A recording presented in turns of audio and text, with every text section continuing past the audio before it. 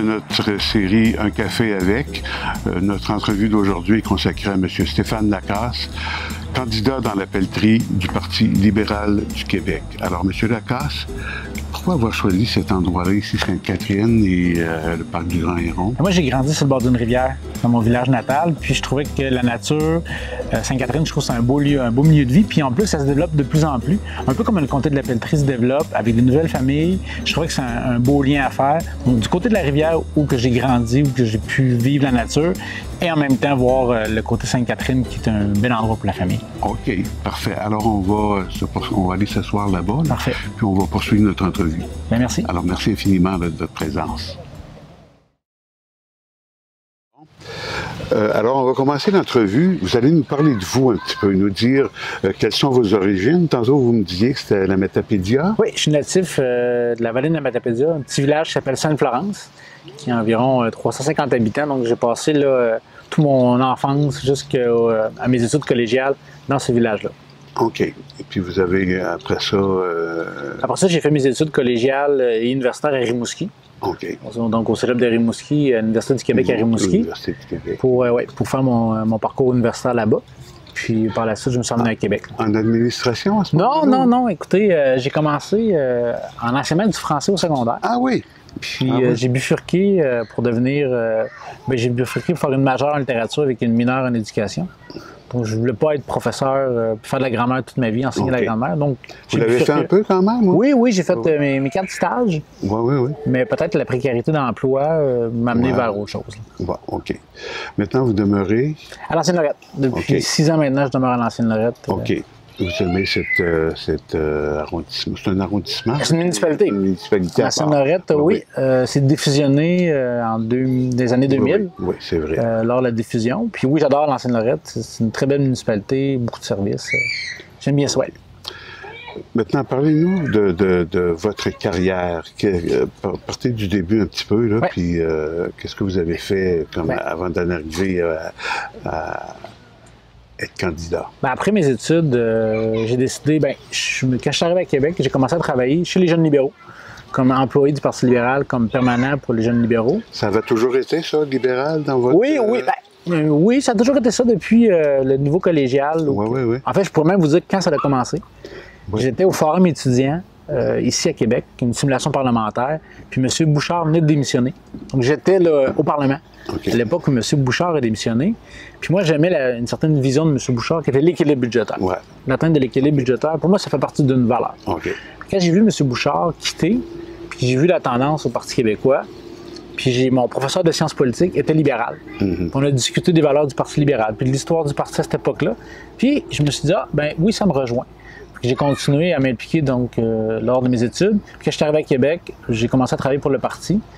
Par la suite, j'ai travaillé pour M. Hamad comme attaché politique dans le comté de Louis-Hébert. J'ai fait ça pendant 2 ans pour, par la suite, prendre un peu une pause de la politique active pour aller travailler chez Force Avenir, qui est un organisme qui fait la promotion de l'engagement étudiant. J'ai fait ça pendant 5 ans comme adjoint directeur général. Puis j'ai parcouru le Québec, j'ai beaucoup parlé d'éducation pendant 5 ans. Lorsque M. Couillard est arrivé au pouvoir en 2014, puis il a parlé d'équilibre budgétaire, mais ça rejoignait un peu mes valeurs quand j'étais jeune. Puis je connaissais des gens, puis je connaissais bien M. Lessard, qui était ministre des Forêts à l'époque. Donc depuis 4 ans, là, je suis conseiller politique de Laurent Lessard dans les différents cabinets, donc qui étaient aux forêts, au transport et là à l'agriculture comme conseiller politique. Vous avez dû évidemment, comme vous m'expliquez en pré-entrevue, laisser votre poste là, pour faire campagne. Effectivement, là, depuis le 23 août, depuis le déclenchement des élections, moi je suis en arrêt de travail, je suis en sans solde du cabinet pour faire la campagne à temps plein. C'était une recommandation de la commissaire à l'éthique. Parce que les conseillers politiques, on ne peut pas être rémunéré lorsqu'on est candidat officiel. Pour pas qu'on soit rémunéré par les contribuables pour faire de la partisanerie. Donc moi, je suis en arrêt de travail là, pour la campagne. Vous nous avez parlé de votre épouse tantôt, quand on parlait cuisine. Oui, tout à fait. Vous nous en reparlez peut-être. Votre vie familiale, vous avez des enfants? Non, pas encore. J'ai pas encore d'enfants. Par contre, c'est ça, je suis marié depuis 3 ans. On a fêté notre 3e anniversaire de mariage le 1er août. Puis ça fait une dizaine d'années que je suis avec ma conjointe. Là. En fait, ça va faire 10 ans le 31 mars. C'est moi qui retiens les dates. c'est vous qui organisez les anniversaires. Oui, c'est moi qui organise les anniversaires là, de mariage, de couple. Vos implications sociales, outre votre travail, là, vous vous impliquez peut-être dans la société à certains niveaux? Oui, bien, je me suis impliqué dans un dossier qui m'a tenu à cœur dernièrement, qui est la sauvegarde du presbytère en Ancienne-Lorraine. Oui, oui, oui. Je ne sais pas si vous avez suivi, mais il y avait un enjeu que le maire et la fabrique ne savaient pas ce qu'ils allaient faire avec le presbytère.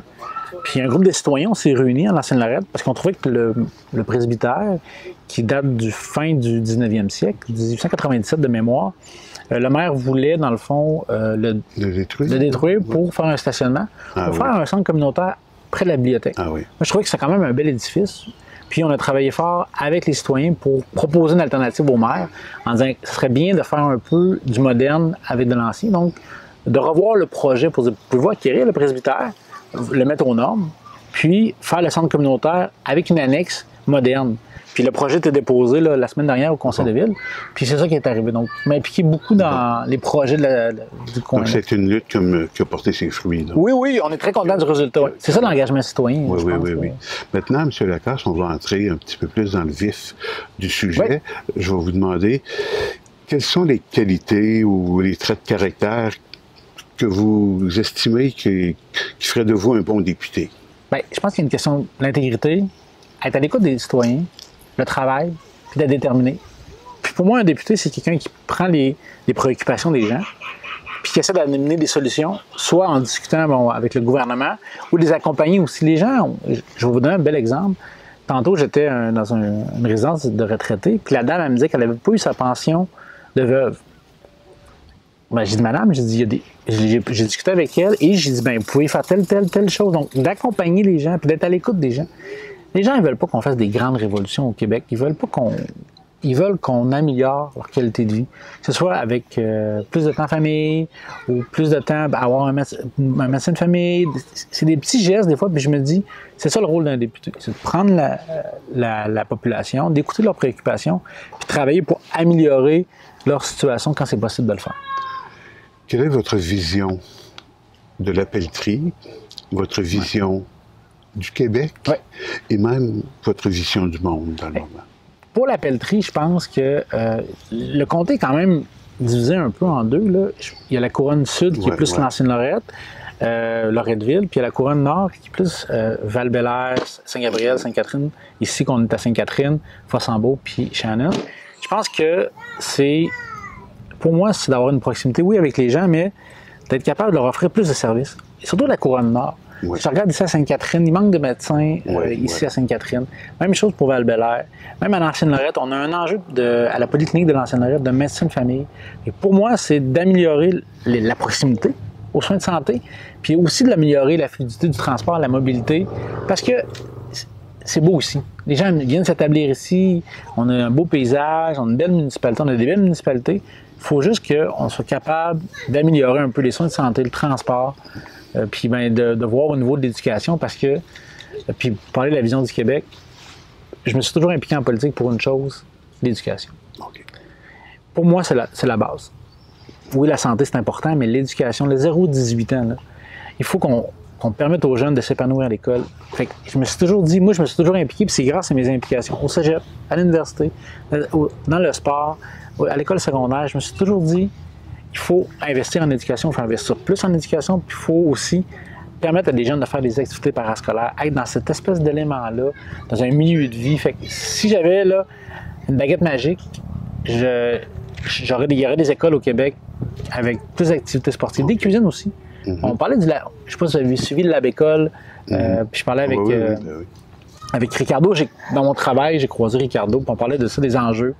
Les jeunes doivent apprendre à mieux cuisiner, apprendre à connaître les aliments. Fait que, si j'avais là vraiment ma vision du Québec, ce sera des écoles performantes, mais pas en termes juste de réussite éducative, mais en termes de milieu de vie. Je pense que c'est ça. Donc, qu'on donne des connaissances de la vie de tous les jours. Là, oui, puis qu'on forme des citoyens à 100%. On a des élections aujourd'hui, là. Mais si les jeunes commencent à s'intéresser à la politique, commencent à s'intéresser qu'est-ce qu'un citoyen dans la vie, pas juste des connaissances en mathématiques, en français, puis en anglais, puis en géographie, mais des connaissances citoyennes. Le droit de vote, d'où que ça vient. Donc, moi, je pense que l'école est un bel endroit pour ça, pour former l'avenir, on le dit, hein, les générations futures. Et pour moi, c'est ça qui m'a formé. C'est mon milieu scolaire, les activités parascolaires à l'école. Et je voudrais redonner puis travailler dans ce sens-là pour... Habituellement, à ce temps-ci de l'entrevue, les gens nous ont déjà dit un petit peu pourquoi ils s'étaient engagés en politique, mais je vous le demande quand même en tant que question. Pourquoi vous êtes engagé en politique? Je faisais toujours la blague, j'aurais fait un bon curé, mais je suis marié, donc je n'aurais pas être curé, mais j'aime le monde, puis j'ai toujours voulu représenter les gens. Quand je suis dans les associations étudiantes, j'étais représentant. Dans le conseil étudiant, j'ai toujours... Puis je pense que j'ai de l'entre-gens, je suis quelqu'un qui est dynamique, j'ai toujours voulu faire ça. Mais ça prenait une certaine expérience. À 20 ans, 21 ans, il y a des jeunes qui le font, là, mais je me suis dit, ça me prend un certain recul pour bien voir la société, puis amener quelque chose de plus. Pour moi, c'est ça qui m'habite, c'est de dire, je veux représenter les gens de la pelleterie, les gens que je croise, quand je cours sur la piste cyclable, quand je vais à l'épicerie, quand je vais acheter mes lunettes. Ces gens-là ont besoin d'être représentés, puis j'ai le goût de les représenter. Puis c'est pour ça que je me suis décidé de me lancer en politique active. OK. Je reviens là-dessus. Oui. On va revenir en politique. Donc, vous êtes assez sportif. Je fais de la course à pied, je fais un peu de natation. Oui, Vous vous tenez en forme, vous aimez ça? Oui, j'adore ça. Puis, je fais un demi-marathon à Lévis. Je fais du 5-10 km. Là. Comme je vous dis en pré-entrevue, j'habite à Saint-Raymond. À chaque année, je vais courir le 5 ou le 10 km. Au moment du demi-marathon. De mec, le mec, c'est ça. Oui, je suis très actif. Là. Ça me permet de garder la forme, puis aussi de me changer d'idée. OK. On va finir en parlant plus spécifiquement de politique. Il nous reste 4-5 minutes, mettons. Pourquoi le Parti libéral du Québec? C'est une bonne question. Les gens me le posent encore parce qu'ils ont un jeune. Parti libéral. Moi, c'est une question de valeur. Parce que quand je réfléchis à l'État, personnellement, je trouve qu'il y a beaucoup d'interventionnisme dans l'État. Donc, la social-démocratie, ça me rejoignait moins. Je me disais, OK, les gens ont-ils le droit de choisir?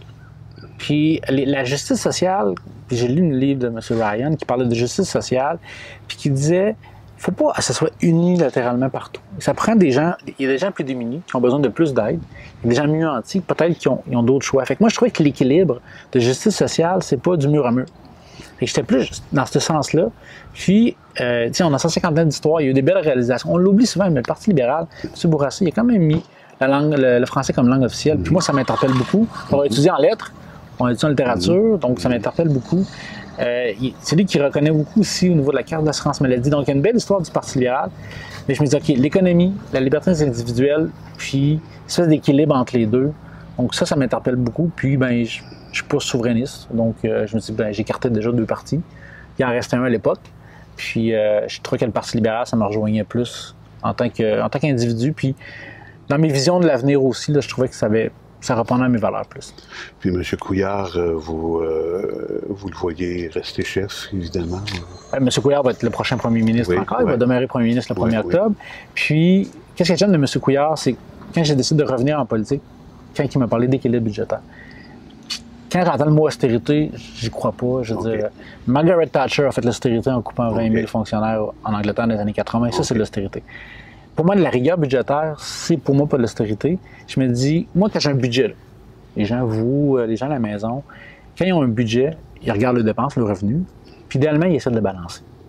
Donc, quand l'État doit faire le même travail, si tu as 100 millions de revenus, 100 milliards de revenus, il faut que tu aies 100 milliards de dépenses. Tu ne peux pas avoir 102, 103. À moins d'une crise économique où là, tu dois stimuler la création d'emplois par des investissements majeurs.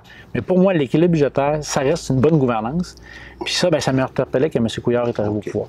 En terminant, là, quel genre de campagne vous menez, là? Moi, je rencontre les gens sur le terrain. Je vais voir les gens, je discute avec eux. Je suis beaucoup en mode écoute. Je me présente, un peu mon parcours, mais je leur demande toujours, est-ce que vous suivez la politique? Les gens me disent un peu, ils regardent ça, puis je leur dis, qu'est-ce que je peux faire? Si je vais être député demain matin, quand je vais être votre député, comment je peux vous améliorer votre vie? Puis, c'est vraiment ça, le travail de terrain. Il faut aller parler aux gens, il faut les écouter, puis il faut leur donner confiance. Moi, je leur dis toujours, ayez confiance. Perdez pas la confiance de la politique. Parce que les gens ont perdu. Hein? Il y a un cynisme incroyable en politique. Moi, ça me rend triste. Ben honnêtement, là, puis j'aimerais ça leur dire, écoutez, faites-moi confiance, puis on va être honnête avec vous. Puis je pense que l'honnêteté, la transparence, puis l'intégrité, Après ça, les gens feront leur choix le 1er octobre. Okay. Mais je pense que je suis la bonne personne pour représenter ça. Parfait. M. Stéphane Lacasse, candidat dans la pelleterie du Parti libéral du Québec. On vous remercie beaucoup pour le temps que vous avez consacré. Merci et bonne campagne. Merci.